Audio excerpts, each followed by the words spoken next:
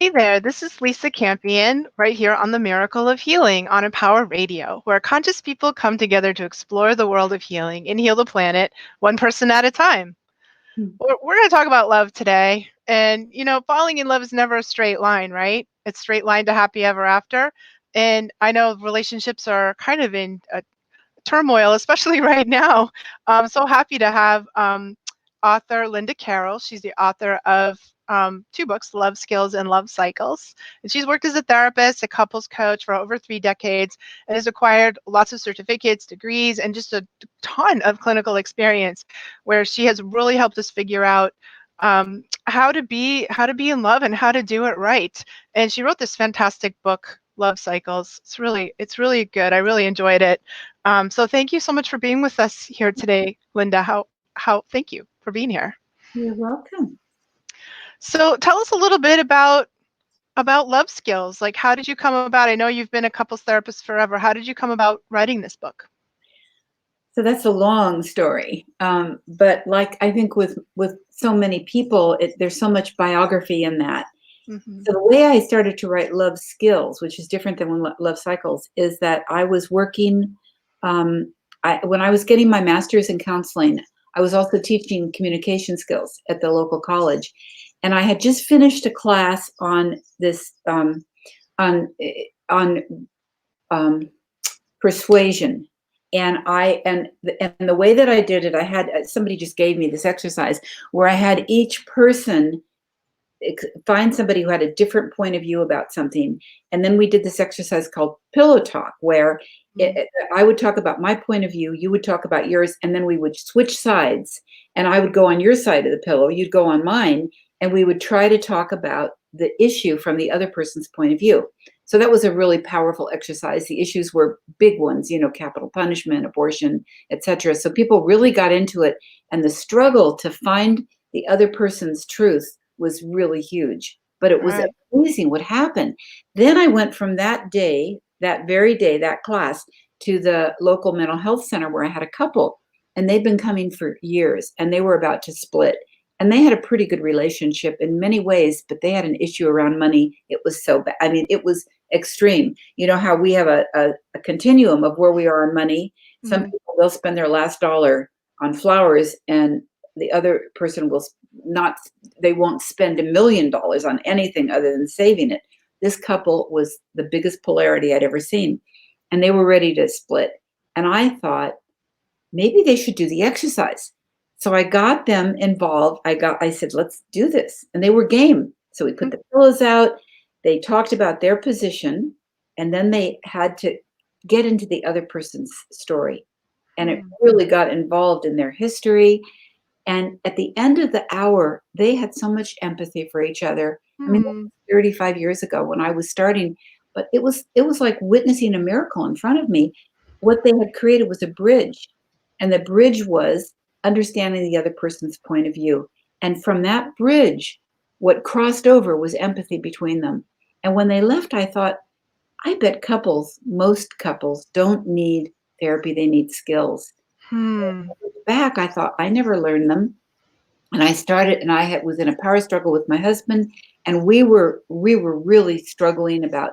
We had so many ways that we were different, um, and and he said, let's go to couple therapy, and I said I don't want to, because at that point I wasn't doing it, I didn't believe in it, and he said there have got to be people that know how to do this really well, because we didn't have a commitment problem, we just didn't want to damage each other, which we were Right. doing. And Wow. so we started looking for teachers, and we began to train with the best people we could find all over the country, and who were teaching communication skills. So Hmm. that's the beginning of it for me. That's so interesting. You know what's so funny, Linda, is that my mom is a couples therapist, and she was a couples and family for 35 years. She's retired now. And she always said the same thing, like that relationship skills, love skills should be like a class that's taught in school. Like we should get it in junior high, high school, and high school. And she would say things something like, "You can't build a house if you don't have the right tools." That's right. That's You know? exactly true. But then there's another part of that. And the other part of it is, how much would people listen if they weren't in the fire of it. Because in the beginning, we're all in love and it's all wonderful and everyone thinks they've cracked the code. But they could teach those skills for girls, for instance, and girlfriend issues in junior high. My gosh, can you imagine? Right? We'd had those communication skills in junior high with So all. amazing. And you know what? In between all relationships, because it always annoyed me that I could have permission to talk to my partner about a problem in the relationship, but if I tried to do that with a sibling or one of my friends, they think you're crazy. Yeah, that's They're right. like, "Well, I don't want to talk. I don't want to talk about it." Like, Doing and so any relationship really needs skills, right?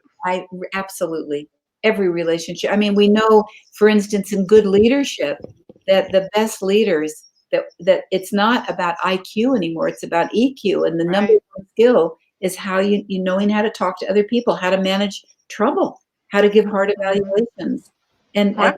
and our relationships are also a business relationship as well as love, and we've got to be able to talk about all of that, or we get stuck, and then trouble comes. Definitely. And you talked a lot about the trouble in your first book, which was called Love Cycles, right? And that is that the idea that relationships go through these natural cycles, sort of the honeymoon phase and then the power struggle phase. I think you've got your own names for it, and end up in something that I love called wholehearted loving. And I'm wondering if you could talk a little bit about these cycles, because it's a very predictable process that we go through in relationships. Yeah.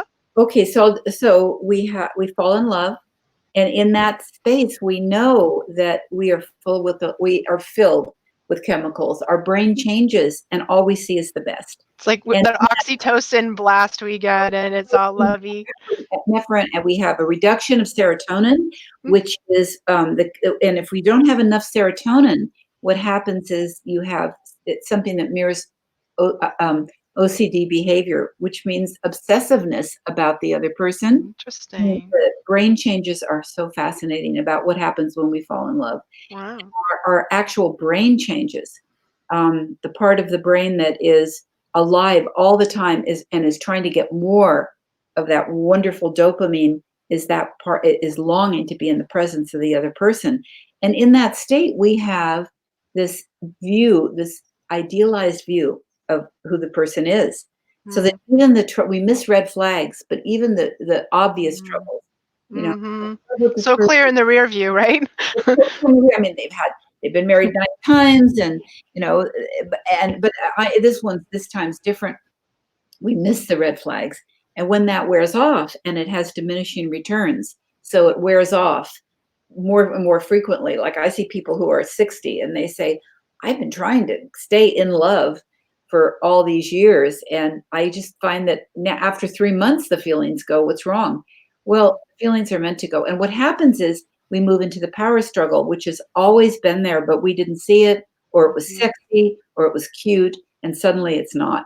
Right. Suddenly our differences are driving us crazy, and that's, of course, what's happening now, but, we can talk about that later. And we get locked in that because we don't have the skills. And here's the thing, we didn't need skills to fall in love. The skill we need when we fall in love is being able to keep our brain with our heart.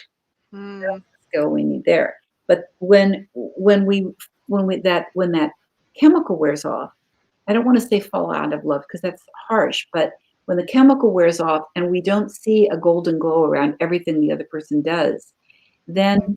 we need skills to manage the power struggle, because so often people have very different ideas about life that aren't good nor bad, but they start to feel good nor bad. How, Right.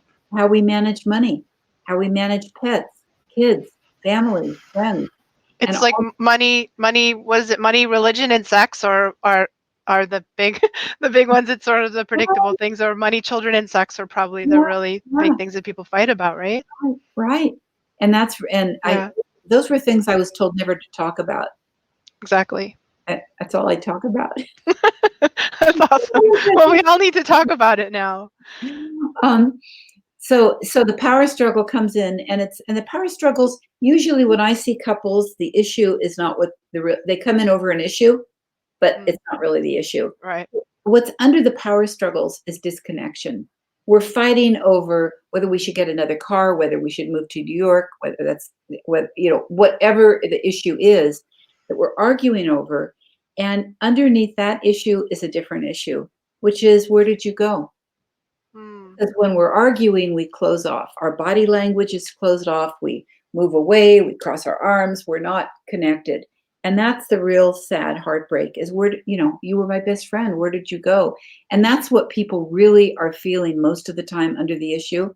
Now there's new issues going on right now, which Oh are, yeah. I wondered if we could talk about that actually, because here we are in coronavirus time and everyone's in lockdown and I'm by myself. I got a puppy. That was my that solution. was the greatest thing. No power struggles there, just stop, right?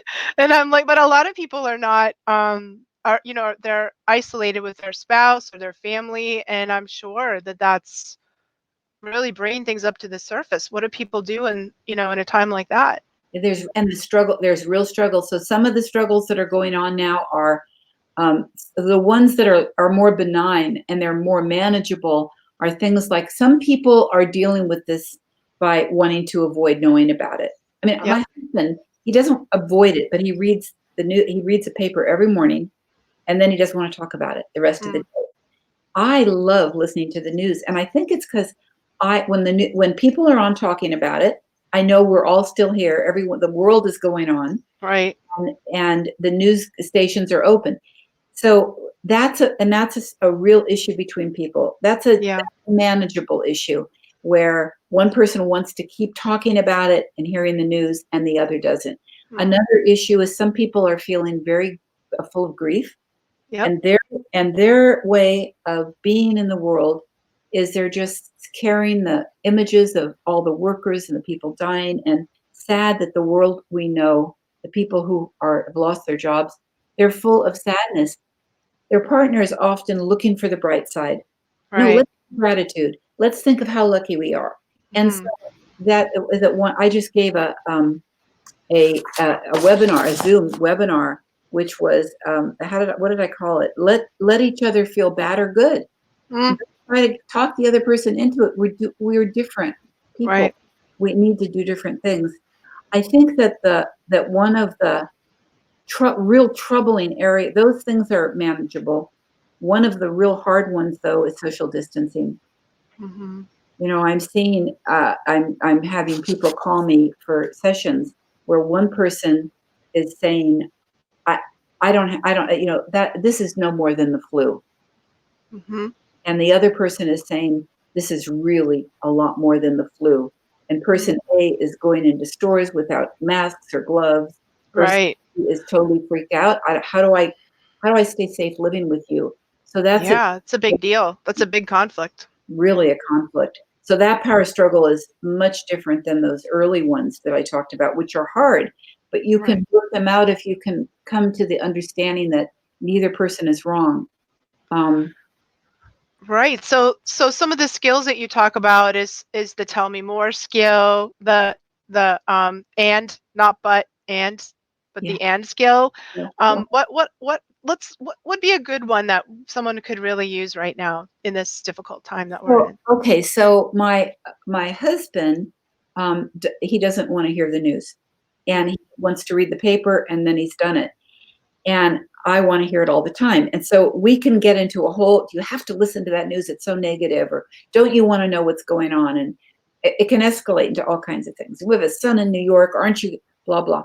Mm. But Yeah. to tell me more is, I understand you don't like it when I'm listening to the news. I'd like to know what that's like for you. And then what I get to find out is, rather than him trying to shut me down and control me, which is where a lot of us go, you're controlling me, is, Mhm. when I hear the news, I get more scared and more anxious. Oh, I can hear that from him. Then Mm. I understand that it's not that he's trying to control me, but it makes him anxious. And what I can do then is say, you know what? I can just go to the other room and shut the door and and check it out, or check it out on my computer and not torment you with it. But if I feel like, if it doesn't usually start with that unless I ask the question. It starts with, you have to listen to that stuff all day, and, Right. and then you're off. But if it, So that's sort of the defensiveness. That's something you talk about in your book is like, what do we do when someone's triggered, they're defensive, and then that breeds the other person to be defensive, and that tell me more, the really listening part can What's it sort like of for you? throttle down the defensiveness, and then we feel when we're feeling empathy for the other person, and then things kind of settle out after that. That's right. Because as we tell each other more, what we both find is that I am more anxious, not knowing what's going on. Right. And he's a veterinarian, he's a scientist. You know, I listen to everyone and believe all of it.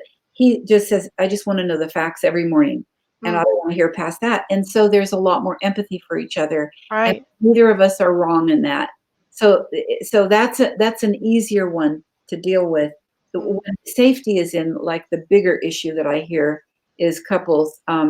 What I so far what I have suggested has been successful, but it might not be at some point. But what I suggest is that instead of talking about what they feel in terms of safety, this is the person who thinks it's the flu and he's okay, and his wife is saying everything, you know, all she sees are viruses in the house. You know, she wants to mm, take showers all day long. I suggest, and I've had several people that are similar. I suggested that they go to a website they really agree with, like the CDC, something, or the Red Cross, something that's not to the right or the left, that's pretty in the middle, and that they look and read what is being suggested, and they make a list from that that they can both agree on. mm, So in one case where the partner was really just sort of pushing it, going everywhere without any, and she wanted him to bring Purell everywhere and not go into stores and have them delivered. They made an agreement, which I think is working pretty well, that he would do these things when he went to his places that he went to, and he would keep social distancing, but that she had to give up some of her fear too. But, you know, I had another couple where it was actually the woman who wouldn't stop, and mm. the man decided to go. They had a second home. He said, I'm going to go and stay there during the quarantine rather than argue with you. We'll FaceTime and we'll Zoom and we'll eat dinner together every night, but I can't fight with you about it. So that was pretty, Wow.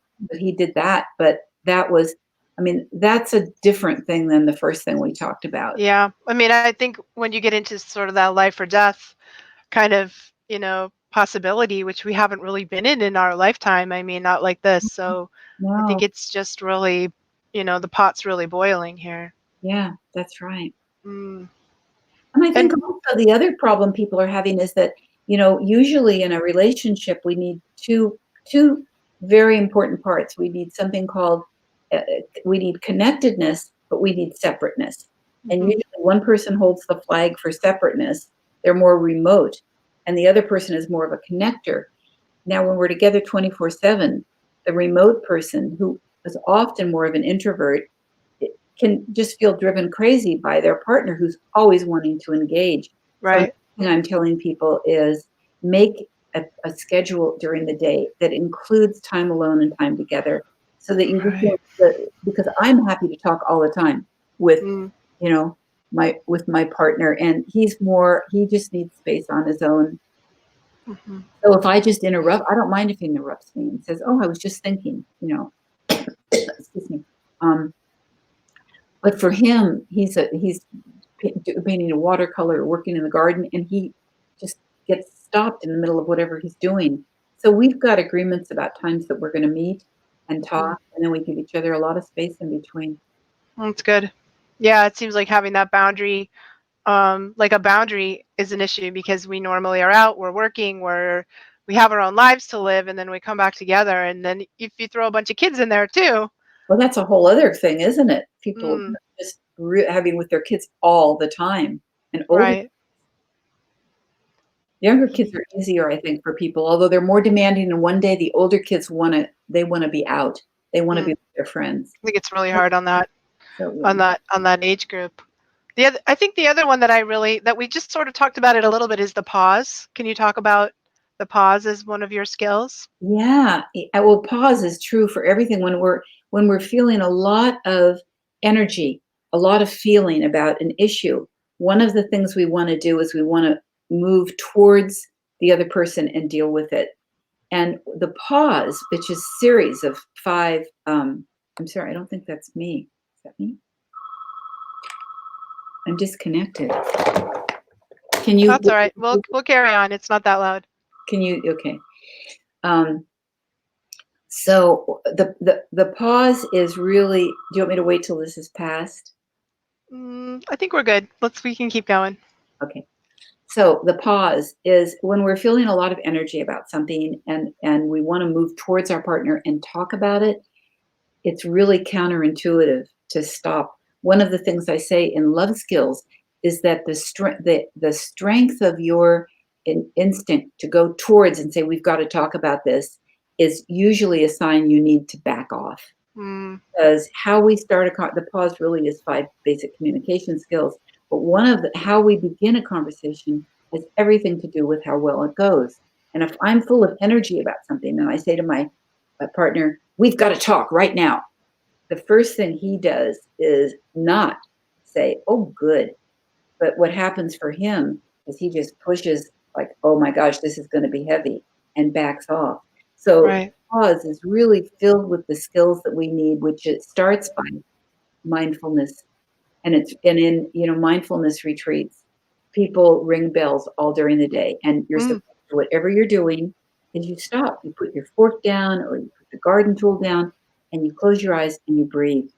And so my pause skills are based on that idea that the energy of wanting to work something out, we really need to back off and breathe, slow down rather than speed up, because it's gonna come out a lot better if we do that. That's great. I like that. And it seems like when you're rushing in there, that's like probably you're triggered or there's some energetic charge, emotional charge to it, and that's not really a great place to start a conversation. No, and we're giving off a vibe to the other person. This is going to be intense. And usually what happens is then a defense goes up. And when one of the U for pause is about undefended communication. But I can't feel undefended if my partner is coming on really strong. And I don't know about. So that's a whole protocol for how to have these communication skills work well, because they come from a centered place in you. They're not just words, but you really start by centering yourself. So it's a practice of mindfulness. It's beautiful. Love skills. Yeah. I love it. So, Linda, if people wanted to get your book or work with you, like how would that come about? They come to my website, lindaacarroll.com. I have a Zoom. I have a free Zoom. I did one last Saturday, and I have one a week from this coming Saturday. If they come to my website, I have an Instagram, Linda Carroll Official, and they can email me at lindacarroll44@gmail.com. And you should run out and get her book, Love Skills, The Keys to Unlocking Lasting Wholehearted Love. It was fantastic. And I don't know, it's like we should give like an emergency book drop to all the couples that are in quarantine. It's like like just drop them out of the helicopter or something as an emergency measure. The world would be a better place if we did that right now. Well, I have 13 skills on my website that I did in my last Zoom, which was Love in Quarantine, tips to help people survive. So they can go to my website and click on, and the skills are right there on the front page. That's so good. Well, thank you so much for joining us, Linda Carroll. You guys run right out and get her book, Love Skills, The Keys to Unlocking Lasting Wholehearted Love. And if you want the bonus round, get her first book, which is called Love Cycles, in which she talks about those 5 stages of relationship that we go through. So thank you so much for sharing your beautiful wisdom with us. And thank you so much for agreeing to be on video with me today. I was really pleased that you did. Oh, it's been great. Thank you. Thank you. And thank all you guys for being here with us today, where we are here on Empower Radio. And you can find me on my website, lisacampion.com, and check out Empower Radio. You can find this so much beautiful content there right when we need it. So thank you for being here with us today.